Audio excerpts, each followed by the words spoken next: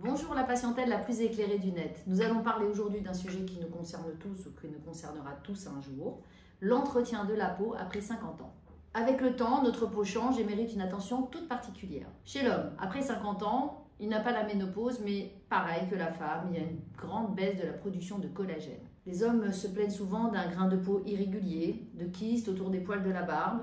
Ils ont des problèmes de cheveux, que ont moins les femmes. Ils ont aussi des rides et des ridules qui se creusent au niveau des yeux, au niveau de la glabelle, au niveau des pas de doigts. On peut aussi remarquer des taches brunes liées à l'exposition solaire. Rappelez-vous de votre prof de ski favori, un peu âgé, qui est complètement taché au niveau du visage. Enfin, la peau, encore une fois, perd de son éclat naturel.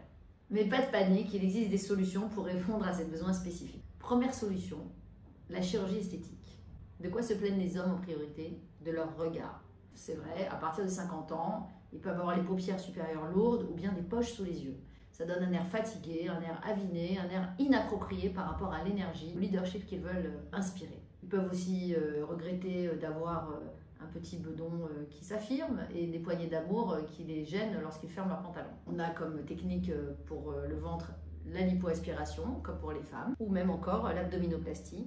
Et chez certains hommes, ça c'est pas forcément à partir de 50 ans, mais on peut le mentionner quand même, il y a un problème de gynécomastie, c'est-à-dire de poitrine qui survient, ça peut être à l'adolescence, chez le jeune adulte ou bien effectivement après 50 ans. Lorsque le patient a trop peur de se faire opérer, on peut discuter évidemment de la médecine esthétique. Et les techniques qu'on va présenter beaucoup chez les femmes conviennent aussi bien entendu à l'homme en adaptant et le style des traitements et les produits qu'on utilise pour répondre aux besoins spécifiques de l'homme. En ce qui concerne la réparation des volumes du visage de l'homme, il existe des techniques d'injection qui sont particulièrement adaptées à l'homme avec des produits plus cohésifs, plus denses et qu'on dispose, par exemple au niveau des pommettes, on ne va pas chercher à les mettre vers le haut, mais on va les mettre le long de leur squelette, plus horizontal, pour dessiner les contours. On va insister sur le travail du menton, dont la proéminence est satisfaisante chez l'homme. Donc ça fait partie des choses qu'on retravaille chez l'homme, on retravaille ses contours pour lui donner un air plus charismatique. Certains hommes sont aussi gênés bien sûr par leurs rides. C'est vrai qu'on a tendance à accepter plus facilement les rides d'un homme que d'une femme. Les rides de l'homme, c'est signe de maturité.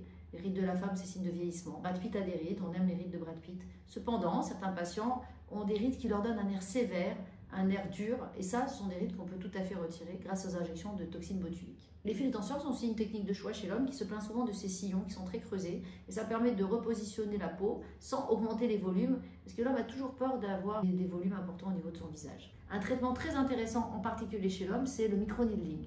Ça permet d'enlever les points noirs, d'améliorer le grain de peau, de réduire les pores dilatés, de donner de la fraîcheur à la peau et de l'éclat. Ça, c'est quelque chose qui est très important. Et les hommes, lorsqu'ils commencent à faire le microneedling, sont très satisfaits de ce genre de traitement. Enfin, un traitement particulier à l'homme après 50 ans, c'est le traitement de la perte des cheveux. Dans mon cabinet, on ne fait pas d'implant de cheveux. Par contre, on traite grâce au PRP ou à la mésothérapie, voire même à la mésogreffe, nos patients qui se plaignent d'un début de chute de cheveux ou alors qui ont eu des implants et qui souhaitent entretenir leurs implants.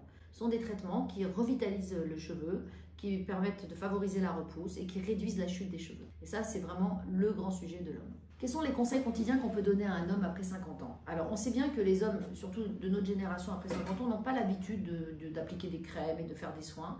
Les hommes plus jeunes aujourd'hui ont pris cette habitude. Premier conseil déjà, réduction du tabac. Arrêt du tabac si possible et réduction du tabac qui est vraiment le stress numéro 1 pour l'homme, pour la qualité de la peau. Deuxième recommandation, bien sûr, le soleil. Mettre une crème écran total ou mettre la casquette quand vous faites du bateau, quand vous êtes au soleil, quand vous jardinez, quand vous allez courir, faire votre footing. Il faut mettre la casquette pour protéger votre visage, pour ne pas avoir des rides et pour ne pas avoir des taches, ce qui est difficile à faire partir.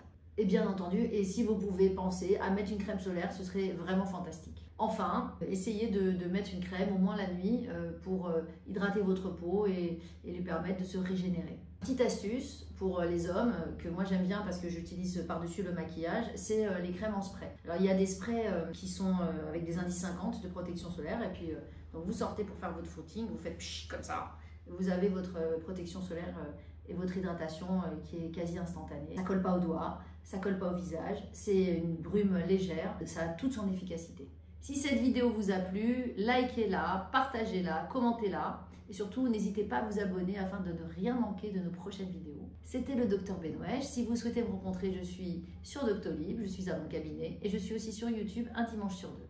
Prenez soin de vous, aimez-vous, car une journée sans s'aimer, c'est une journée perdue.